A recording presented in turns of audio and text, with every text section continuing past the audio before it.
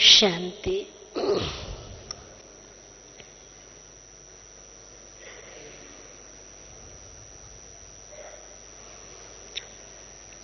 हम सभी प्यारे बाबा के घर में वरदानों से झोली भरने के लिए समय प्रति समय आते रहते हैं और प्यारे बाप दादा हम बच्चों को भिन्न भिन्न प्रकार की शिक्षाएं देकर तैयार कर रहे हैं कि अब घर चलना है। बाप की आशाओं को पूर्ण करने वाले हम ब्राह्मण बच्चे ही हैं। जब हम सब भक्ति मार्ग में थे तो भगवान को पुकारते थे, हे प्रभु आओ, आकर के हमारी आशाएं पूर्ण करो, हमें अपना बनाओ, हमारी झोली भरो। जब पुकार रहे थे तब तो हमने उसे नहीं पहचाना, लेकिन भगवान ने हमारी पुकार सुनी और हम सब की आशाएं पूर्ण करने के लिए कहां से हम सब बच्चों को ढूंढ करके अपनी छत्र छाया के अंदर ले लिया, अपनी गोद का बच्चा बना लिया। तो हम सब भाग्यशाली तो हैं ही। मुझे भी अपने वो बचपन के दिन याद आते हैं जब स्वयं शिव बाबा ने साकार माता पिता को उत्तर प्रदेश की धरनी में भेजा था और उसमें भी विशेष मुझ आत्मा को चुनने के लिए स्वयं मातेश्वरी हमारे गांव तक पहुंची थी। जब मेरी अवस्था 6 वर्ष की थी आयु,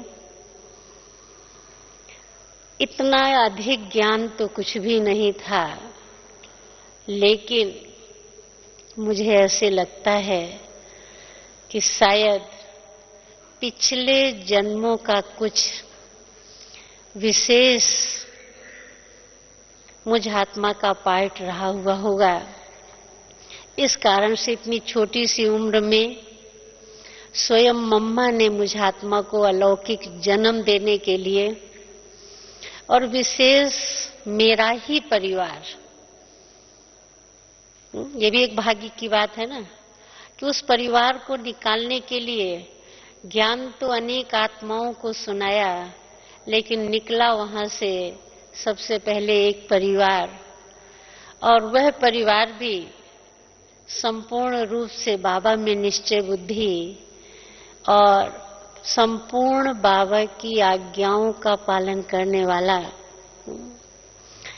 जब ब्रह्मा बाबा ने शुरू में पत्र लिखा था लौकिक पिताजी और पूरे परिवार के लिए, उसमें बाबा ने एक शब्द लिखा था, क्योंकि लौकिक पिताजी का नाम गुरु प्रसाद था, तो बाबा ने एक शब्द लिखा था कि गुरु प्रसाद, यदि प्रसाद मिला है तो तुम्हें कुछ मिला है।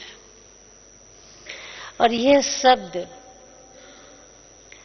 उस समय हर एक को ऐसे लगे कि आखिर इन्होंने बाबा के लिए क्या किया, क्या भेजा, क्या ऐसी बात इन्होंने बाबा के लिए लिखी जो बाबा इनके लिए एक लाइन लिख रहा है। सबको तो विशेष याद प्यार ही खाली लिखा है, और इस परिवार के लिए बाबा लिख रहा है प्रसाद मिला है तो तुम्हें कुछ मिला है। बहुत से भाई बहनों ने प्रश्न पूछा था उस समय कि आखिर आपने भी बाबा के लिए क्या लिखा था, क्या भेजा था। तो एक सहज सा जवाब पिताजी का था कि भैया हमारे पास तो कुछ भी नहीं है, बाबा ने मुझ में क्या देखा है ये बाबा को पता होगा। और पहली मुलाकात में ही बाबा ने फिर वही बात दोहराई थी जब साकार में मिले थे कि बच्चे प्रसाद मिल गया।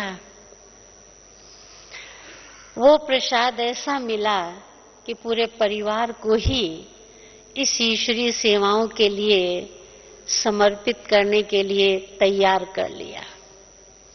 आज प्यारे बाबा ने हम सब बच्चों को किस प्रकार से जुट करके अपनी आशाओं का, अपने नैनों का नूर बनाया है।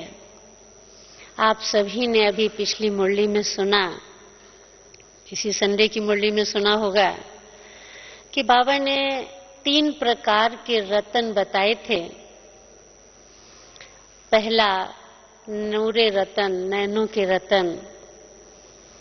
कौन से बच्चे वो रतन बनते हैं जिनके नैनों में केवल बाबा ही बाबा समाया रहता है। बाबा के सिवाय उनको भी किसी कुछ भी नहीं दिखाई देता और वो उनके नैनों में दूसरों को बाबा दिखाई पड़ता है। वही बाबा के नैनों के नूर हैं, रतन हैं। दूसरे प्रकार के रतन बाबा ने कहा था कि जो मुख के द्वारा, गले के द्वारा सेवा करते हैं तो वो गले की माला के रतन बनते हैं। और तीसरे प्रकार के बच्चे बताए कि जो हाथों के द्वारा किसी न किसी प्रकार से इस ईश्वरीय कार्य में सहयोगी बनते हैं, मददगार बनते हैं, वो हाथों के कंगन का रतन बनते हैं। तो आप सबने, हम सबने क्या अपने ऊपर ये गौर किया कि मैं आत्मा कौन सा रतन हूं? अपने आप से हर एक ने जरूर पूछा होगा मुरली सुन करके। तो दिल में तो यही होता है कि हम बाबा के कौन से रतन हैं? नैनों के रतन हैं, नैनों के नूर, बाबा के श्रृंगार। लेकिन बाबा के श्रृंगार बच्चे क्या करते हैं? कौन से बच्चे बाबा का श्रृंगार हैं? क्या कहा बाबा ने कि जिनको सदा बाबा ही बाबा याद रहता है, बाबा के सिवाय और कुछ भी याद नहीं आता है। तो अभ्यास कहें, पुरुषार्थ कहें, ये प्रत्येक ब्राह्मण बच्चे का यही है ना? सबका यही कि मेरे नैनों से, मेरे चेहरे से किसका साक्षात्कार हो? बाप का साक्षात्कार हो। मैं बाप की आशाओं को पूर्ण करने वाला सच्चा बच्चा बनूं, यही सबकी आश है, हर एक चाहता है। और हर एक इसके लिए पुरुषार्थ में लगा हुआ है, व्यक्तिगत पुरुषार्थ में, कि मैं किसी भी प्रकार से बाबा के कार्य में, कुछ कार्य में मददगार बन सकूं, कुछ सहयोग दे सकूं, बाबा की श्रीमत पर चलकर बाबा की आशाओं को पूर्ण कर सकूं। तो बाबा की आशाओं को पूर्ण करने के लिए हम सब बच्चों को सदा एवर रेडी रहना पड़ेगा। मैं आत्मा बाप की हर आज्ञा का पालन करने वाली, सदा बाप की श्रीमत पर चलने वाली, बाप के आज्ञाओं पर चलने वाली आत्मा हूं। किसी भी प्रकार से किसी भी आज्ञा का उल्लंघन तो नहीं करती हूं। हाँ, उल्लंघन नहीं करते, लेकिन हम थोड़ा सा अलबेले जरूर हो जाते हैं। क्या सोच लेते हैं? चलो अभी नहीं, आज नहीं, कल कर लेंगे। कल नहीं परसों कर लेंगे, अभी नहीं शाम को कर लेंगे। लेकिन बाबा ने हम सबको इशारा क्या दिया है कि जब हम ये सोचते हैं कि अभी नहीं, थोड़ी देर बाद या कल या परसों, तो कभी विचार किया है कि अगर जो मैं आत्मा अभी ये सोच रही हूं कि 1 घंटे बाद ये काम कर लूंगी, या ये योग का जो कार्यक्रम मिला है या ये क्लास का कार्यक्रम मिला है, मैं इसको थोड़ी देर बाद या आज नहीं कल या कल नहीं परसों कर लूंगी, लेकिन उतने समय में ही यदि मुझ आत्मा की अंतिम घड़ी आ जाए तो फिर मैं बाबा की आश को पूर्ण कब कर सकूंगी, कैसे कर सकूंगी। इसीलिए बाबा बार बार हम बच्चों को इशारा देता है कि बच्चे कल की बात को आज करो और आज की बात को अभी करो। तो मुझ आत्मा को अपने ऊपर इतना टेंशन है कि जो कार्य मुझे आज करना है या सारे दिन में करना है, उसके लिए मैं अभी तैयार हूं। मैं आपको एक बहुत सत्य घटना परसों की सुनाती हूं कि एक भाई जो यहाँ आने के लिए पूर्ण तैयार थे, रिजर्वेशन थी, और 3 बजे उनको घर से प्रातः 3 बजे निकलना था। 3 बजे वो तैयार हुए, चाय पी, और चाय पी करके अपनी गाड़ी से निकलकर ट्रेन पर जाने ही वाले थे कि उनके बड़े भाई ने, जो ज्ञान में नहीं चलते थे, उनके बड़े भाई उठे और उठ करके अपने परिवार वालों से कहा, मुझे पानी पिला दो, मैं जा रहा हूं। बस पानी पिया और शरीर छोड़ दिया। अब वो जो भाई आने वाले थे मधुबन, उनका प्रोग्राम, स्वाभाविक है कि एक ही परिवार में जब बड़े भाई ने शरीर छोड़ दिया तो छोटा भाई कैसे निकल सकता है, उनका प्रोग्राम कैंसिल हो गया। इतने मन से उस भाई ने अपना प्रोग्राम बनाया था और बहुत ही बहन से जिद्दोजहद करके कि नहीं मैं इसी ग्रुप में जाऊंगा, लेकिन ड्रामा की सीन ने क्या किया कि उसको ब्रेक लगा दिया। तैयार वो यहाँ के लिए थे, लेकिन वहां उनको दूसरा कार्य करना पड़ा। कहने का मतलब कि हम सोचते क्या हैं और कई बार ड्रामा हमको क्या से क्या दिखला देता है और कितना अच्छा पाठ पक्का करा देता है कि हम कोई भी बात में डिले नहीं करें। कहते ना, डिले इज डेंजर। अगर हमने कल के ऊपर छोड़ा तो कब काल आ जाएगा ये कुछ नहीं कहा जा सकता। इसलिए मुझ आत्मा को एवर रेडी रहना ही है, और एवर रेडी बनने के लिए बाबा की आज्ञाओं का पालन कदम कदम पर मुझे करना है। अब ऐसे ही प्यारे बाबा ने हम सब बच्चों को कितना सहज रीति से बाप के रूप में प्यार से कितनी शिक्षाएं देता है, कितना प्यार से हम सबको समझाता है, कितना प्यार दुलार। अव्यक्त बाप दादा से भी जिन्होंने मिला, साकार में जो मिले हैं उनकी तो बात छोड़िए, लेकिन जो अव्यक्त बाप दादा से भी हम दूर से भी मिलते हैं, क्योंकि हर एक भाई बहन नजदीक से तो नहीं आ पाता, दूर से ही बाबा की दृष्टि मिलती है।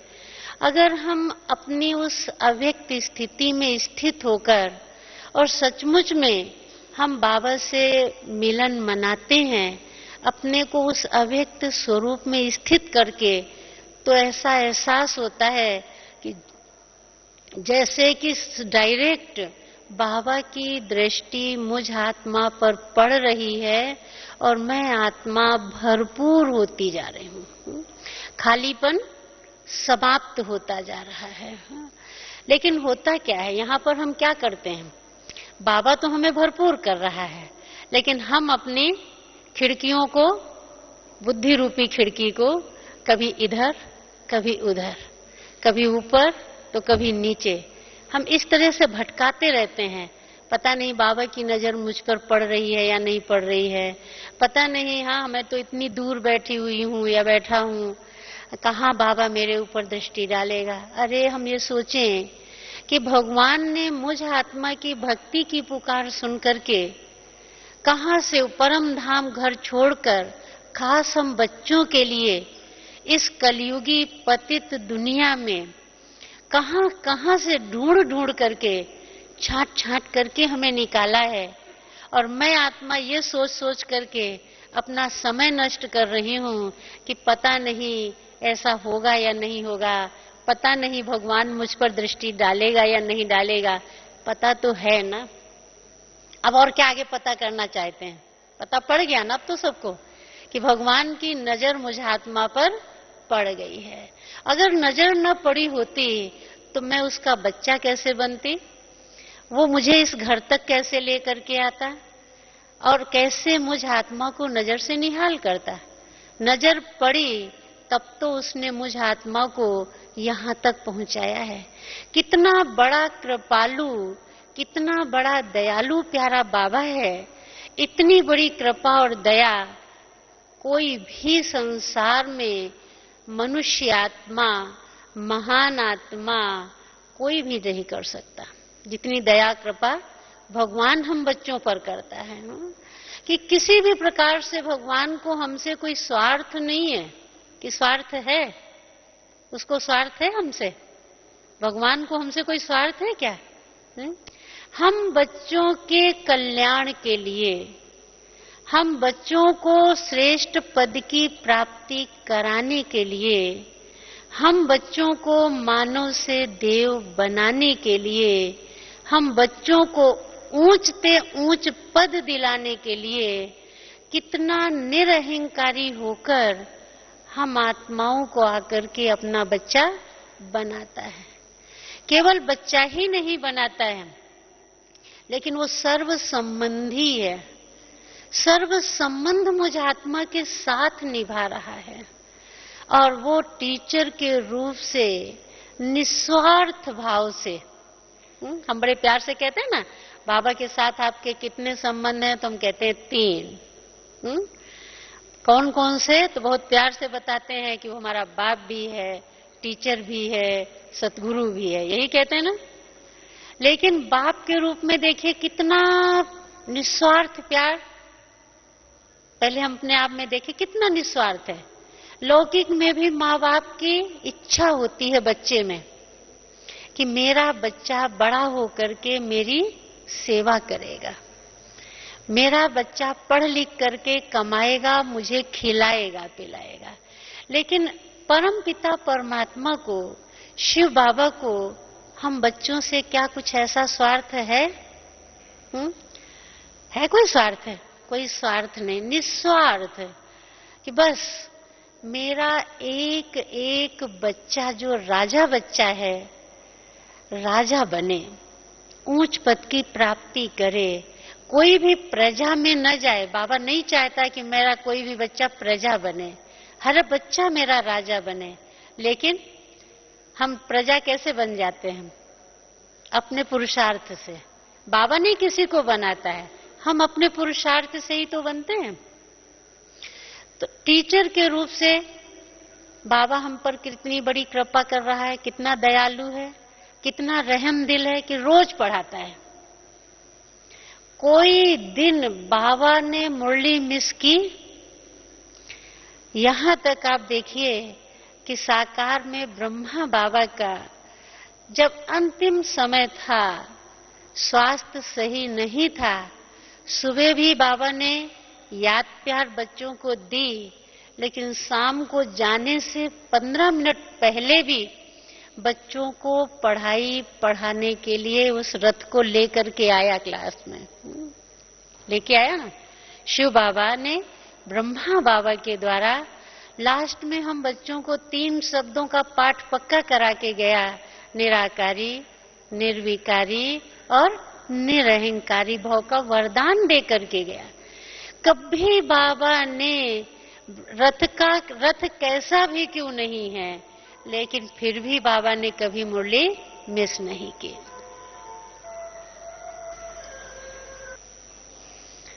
तो शिक्षक बनकर के भी प्यारे बाबा ने हम सब बच्चों को एवर रेडी रहने का पाठ पक्का कराया ना सभी को, कि ब्रह्मा बाबा को कभी भी बिना क्लास मुरली बच्चों से मिलने चैन नहीं। तो ब्रह्मा बाबा को ही हमें फॉलो करना है। तो हम बच्चे अपनी पढ़ाई में कितने एक्यूरेट हैं चेक करें। बाबा ने तो कभी पढ़ाई हम सबके लिए मिस नहीं की। कैसे भी बच्चों को पत्र, शुरू में जब ये साधन नहीं थे तब बाबा हाथ से लिखवा करके भी मुरली भिजवाता था। ये सब मशीनें, छपाई, ये तो सब बाद में शुरू हुआ कि मेरे बच्चों को कभी भी मुरली मिस नहीं होनी चाहिए। हाथ से पोस्ट जाती थी, बन करके हाथ से लिख करके। मुझे याद है मेरे लौकिक घर में बाबा खुद मुरलियों की पोस्ट भिजवाया करते थे। वो मुरलियां उस समय हाथ से स्टेंसिल काटा जाता था, लिथो होता था और लिथो होकर के पोस्ट बन करके जाया करते थे। तो बाबा को हम बच्चों की पढ़ाई के लिए कितना अटेंशन है कि बच्चों की पढ़ाई कभी मिस न हो। भगवान की तरफ से कभी मिस नहीं होती, लेकिन हम ब्राह्मण बच्चे क्या करते हैं, पढ़ने में ढीले हो जाते हैं। एवर रेडी बनने में यही तो विघ्न है, और कोई विघ्न थोड़ी है। कि हमें बाबा जो कहता है कि बच्चे कैसी भी हालत है, चाहे बीमारी की हालत है, हॉस्पिटल में हो, कुछ भी है, कितनी भी परेशानी, लेकिन मुरली कभी मिस नहीं करो। नहीं पढ़ सकते हो तो किसी से सुनो भी। मुरली सुबह नहीं सुन सकते हो तो शाम को सुनो, लेकिन मुरली कभी मिस नहीं करनी है। अब हम करते क्या हैं, हाँ बाबा की बात सिर माथे सुन तो लेते हैं। जैसे दुनिया में लोग कहते हैं ना कि पंचों की बात सिर माथे, पर नाला वहीं बहेगा। तो हम बच्चे भी क्या करते हैं कभी कभी, बाबा की बात, बाबा की आज्ञा सिर माथे, लेकिन फिर कर्म हम वैसे ही करने लगते हैं। जो बाबा नहीं चाहता है वैसे कर्म हम करने लगते हैं। तो हम एवर रेडी कैसे बन सकेंगे। तो बाबा हम बच्चों पर टीचर के रूप में भी कितनी बड़ी कृपा, कितना रहम, कितनी दुआ, कितनी दया करता है। और हम बच्चे उसकी दया को, उसकी कृपा को थोड़े से अलबेलेपन के कारण ऊपर नीचे हो जाते हैं और हम एवर रेडी का पाठ पक्का नहीं कर पाते। तीसरा, बाबा सतगुरु के रूप में भी कितना बड़ा कृपालु है और किस प्रकार से हम बच्चों को एवर रेडी कर रहा है, गुरु के रूप में भी कर रहा है। कि ऐसा पक्का वायदा जो भगवान ने हम सबके साथ किया है, कितनी बड़ी प्रतिज्ञा भगवान ने हम सबसे की हुई है कि बच्चे बस एक काम तुम करते रहो। क्या? कि अपने को आत्मा समझ मुझ बाप को याद करते रहो। ये मंत्र तुम पक्का रखो, बाकी की गारंटी मेरी है कि मैं तुम्हें सर्व पापों से मुक्त कर दूंगा और मुक्ति और जीवन मुक्ति का वर्षा दे दूंगा। है ना ये गारंटी? केवल हमको क्या ड्यूटी दी कि बस इतना मंत्र पक्का करते रहो। भक्ति में तो मंत्र का जाप करते थे तो बुद्धि इधर चली जाती थी। यहाँ जाप की बात तो बाबा ने हमको नहीं बताई है, याद करने की बात बताई है, अभ्यास की बात बताई है।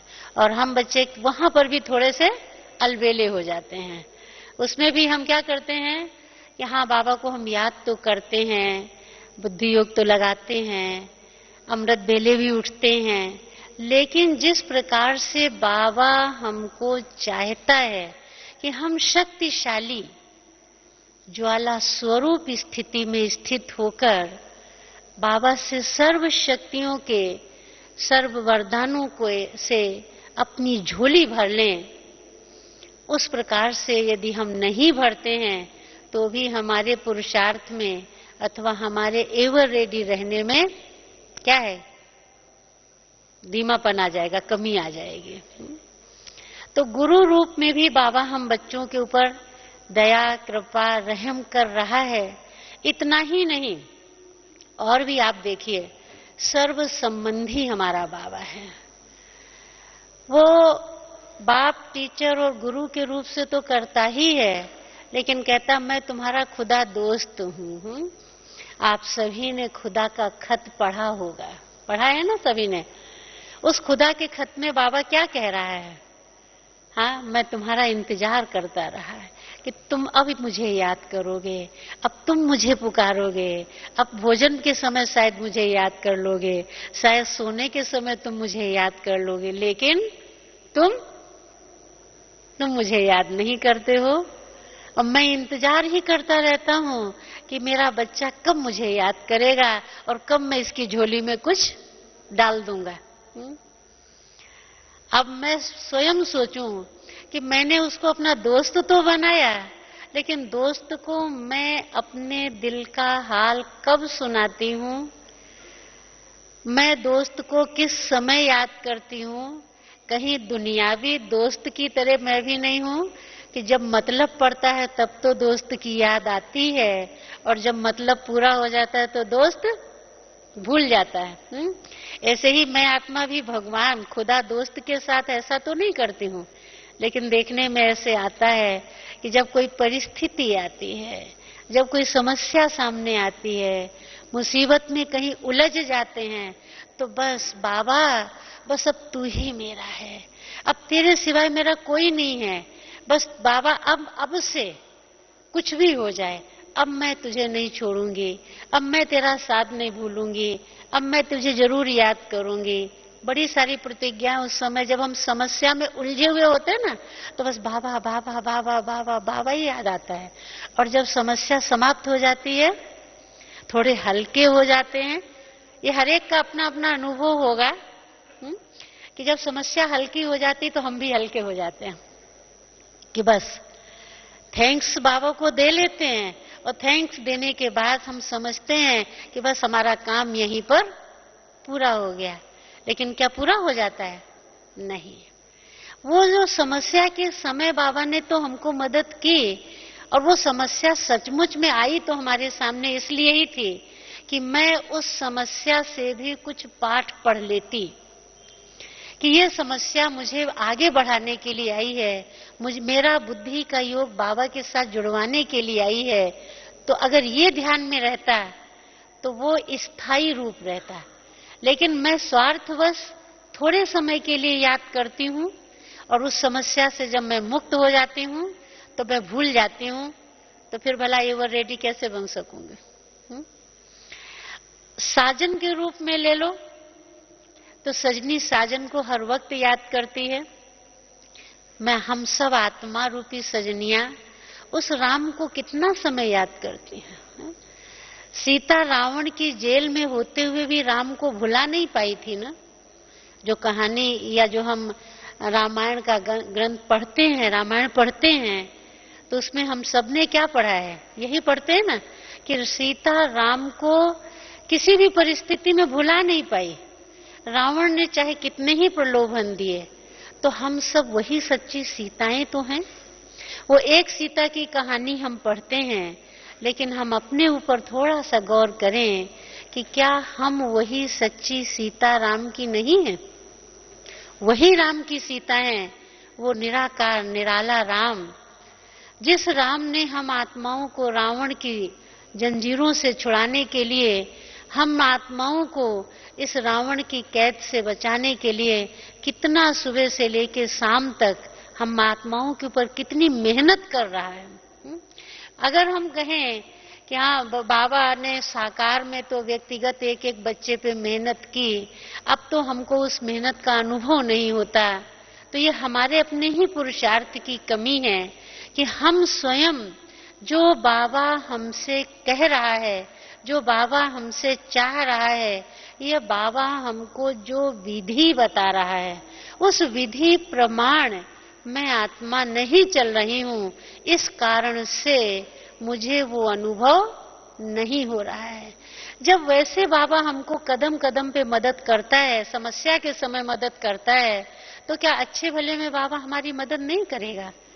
अच्छे में भी करता है, लेकिन अच्छे में हम थोड़े से ज्यादा आराम पसंद हो जाते हैं, लापरवाह हो जाते हैं, तो अच्छे में हम अनुभव नहीं करते हैं, समझते हैं तो ठीक चल ही रहे हैं। लेकिन जब समस्या आती है तो समस्या के समय हम थोड़ा विशेष प्रयत्न करते हैं, और जब विशेष प्रयत्न करते हैं तो विशेषता का अनुभव भी हम उसी समय करते हैं। और इन सब बातों के साथ साथ बाबा हम बच्चों को एवर रेडी बनाने के लिए देखिए कितनी बड़ी कृपा कर रहा है कि हमारे कर्मों का ज्ञान सेकंड सेकंड का दे रहा है धर्मराज के रूप में। सब संबंध याद रहते हैं, बाप भी है, टीचर भी है, गुरु भी है, सखा भी है, साजन भी है, हाँ? लेकिन क्या ये भी याद रहता है कि वो धर्मराज भी है? शायद इस संबंध को हम याद रखें तो हम जल्दी एवर रेडी बन जाएंगे। क्यों? कैसे? जैसे देखिए, किसी का दोस्त या किसी का पिता या किसी का कोई भी मिलने वाला बड़ी पोस्ट पर जब होता है तो उसको बड़ा नाज रहता है, हा? कोई समस्या आती है, कोई दुश्मन वार करता है या कुछ भी परेशानी आती है तो फट से क्या कहता है, अरे रुको, मेरा फलाना मिलने वाला है ना, हम उससे सिफारिश लगवाएंगे और हमारा ये काम हो जाएगा। कितना नाज रहता है साकार में। कभी विचार किया कि हमारे साथ कौन है? स्वयं सर्वशक्तिमान बाप है।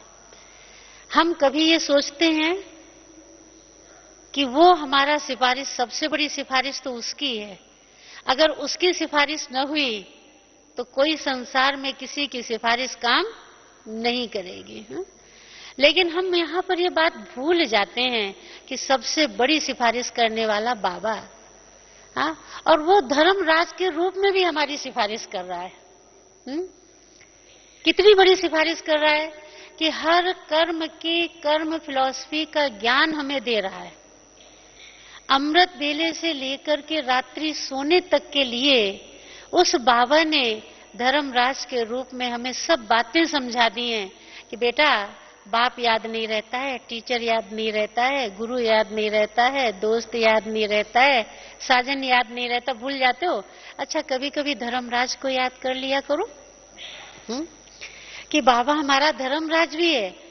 सब तो माफ कर देंगे लेकिन धर्मराज माफ नहीं करेगा। अगर ये थोड़ा सा ध्यान आ जाए तो हमारे पुरुषार्थ की रफ्तार जो ढीली हो जाती है शायद वो ना हो। ऐसा विश्वास मैं करती हूँ कि अगर उसकी थोड़ी थोड़ी याद बनी रहे तो हम बीच बीच में जो थोड़े से अलबेले हो जाते हैं, आलस्य में आ जाते हैं या व्यर्थ में अधिक चले जाते हैं। कई बार फालतू बातें शुरू हम ज्ञान से करते हैं और हम समझते हैं कि हम आपस में उन्नति की बातें कर रहे हैं, लेकिन धीरे धीरे धीरे करते करते वो बातें कहाँ से मोड़ ले जाती हैं, कहाँ रूप बदल जाता है, कहाँ पर चिंतन में, कहाँ पर दर्शन में, कहाँ चले जाते हैं पता ही नहीं पड़ता है। और लास्ट में जब सोचते हैं, चुप होते हैं तो कहते क्या हो गया, शुरू कहाँ से हुए थे, पहुंच कहाँ गए, व्यर्थ में चले गए। और जब वो व्यर्थ बहुत हो जाता है तो हमारा मन अंदर ही अंदर स्वयं भी कचोटता है, ये क्या हुआ, ऐसा नहीं होना चाहिए। हाँ, हर एक अनुभव ही होगा। हर पुरुषार्थी बाबा का बच्चा अपने ऊपर इतनी अटेंशन तो रखता ही होगा कि दिल कचोटता है अंदर से कि हमको ये करना नहीं चाहिए था लेकिन ये हो गया। लेकिन कई बार हम अलबेले होकर कहते अरे ऐसे तो चलता है, अभी कौन संपूर्ण बन गया है, अभी कहाँ, ऐसे तो होता है, ऐसे तो चलता रहेगा, अभी तो सब में कमियां हैं। हम दूसरों को देखने में जब लग जाते हैं तो भी हमारे पुरुषार्थ की रफ्तार धीमी हो जाती है। जब कभी भी आपने देखा होगा, जब कभी भी हम अपनी दादियों को देखते हैं, ब्रह्मा बाबा को नहीं देखा लेकिन बाबा ने कहा था ना एक मुरली में कि दादियों को तो देखा है, दादियों को फॉलो करना तो सहज है। तो दादियां हमारी कैसे एवर रेडी रही। अभी भी देखो, इतनी एज में भी हमने जानकी दादी को ही देखा है, आप सभी भी देखते हैं कि अमृत बेले का योग भी कराने के लिए आ जाती हैं। और रात्रि को 11 बजे भी गुड नाइट क्लास में चाहे 2 मिनट मिले, लेकिन 2 मिनट 5 मिनट कोई ना कोई बाबा की ज्ञान की चर्चा करती हैं। और दिन भर तो जाने कितनी आत्माओं से मिलती ही रहती हैं। कई बार दादी जब सुनाती है कि आज मैंने 5 क्लास कराई, आज 6 क्लास कराई, हम लोगों को भी लगता है कभी कभी कि हमारी दादियां कितनी एवर रेडी हैं। किसी ने भी कहा दादी फला आपसे मिलना चाहता है, हम लोग सोचते हैं थोड़ा समय, हाँ कि अभी नहीं, शाम को आना, शाम को नहीं, कल मिलेंगे। लेकिन दादियां कभी ये जवाब नहीं देती हैं। दादियां फट से कहती हैं, भले ही साथ वाले कहेंगे अभी नहीं फिर आना, लेकिन दादियों को अगर पता पड़ जाता है तो दादियां क्या कहती हैं, अच्छा ठीक है अभी ले आओ, मिलते हैं अभी। कितनी एवर रेडी है। क्या हम सबका पुरुषार्थ भी इन जैसा है? आना तो हम सबको भी इनके घराने में ही है, नहीं आना है भाई। साकार ब्रह्मा बाबा, हमारी दादियां, हम हैं तो सब ये हमारे पूर्वज हैं और हम सब इनकी वंशावली हैं। तो जैसा पुरुषार्थ हमारे इन बड़ों ने करके हम सबको दिखाया है, यदि उस पुरुषार्थ को हम भी अपने जीवन में लेकर के चलते चलें तो बहुत जल्दी एवर रेडी बन सकते हैं। हम अभी करें, कभी पर न छोड़ें। कभी पर जब छोड़ देते हैं तो पुरुषार्थ की रफ्तार हमारी धीमी हो जाती है। जब हम दादियों के क्लासेस सुनते हैं, जब हम प्यारे बाबा की मुरली सुनते हैं, तो सुनते समय ऐसा लगता है कि बस सचमुच में जो ये कह रहे हैं, बस अब इसको प्रैक्टिकल में हम कर ही लेंगे। हाँ, लेकिन यहां से बाहर निकलते हैं, बाहर की थोड़ी सी हवा लगती है और स्थिति क्या हो जाती है, फिर वैसे की वैसी हो जाती है। मुझे एक छोटी सी कहानी इस पर याद आ रही है कि एक चोर एक राजा के दरबार में चोरी करने के लिए गया। चोरी करके कुछ सामान लेकर के जा रहा था तो मंत्रियों ने देख लिया। मंत्रियों ने उसको रोका, पकड़ लिया और कहा भाई, राजा को खबर दी कि आज तो राजा इसको सजाए मौत देगा ही देगा, क्योंकि चोरी करके राजा के दरबार में लेके जा रहा है तो जरूर है राजा सजा देगा, इसको सजाए मौत ही मिलनी है इसको। जा करके राजा को जब बात सुनाई तो राजा ने बड़े प्यार से कहा कि अच्छा उसको यहां ले आओ। उस चोर को राजा के सामने जब लाया गया तो राजा ने कहा कि इसको जरूरत होगी इसलिए लिए जा रहा होगा, ऐसा करो कि इसको राजमहल का जो खजाना है उसमें ले जाओ। इसको जिस चीज की जितनी आवश्यकता हो उस खजाने से ये ले ले, जिससे कि आज के बाद दोबारा ये चोरी न करे।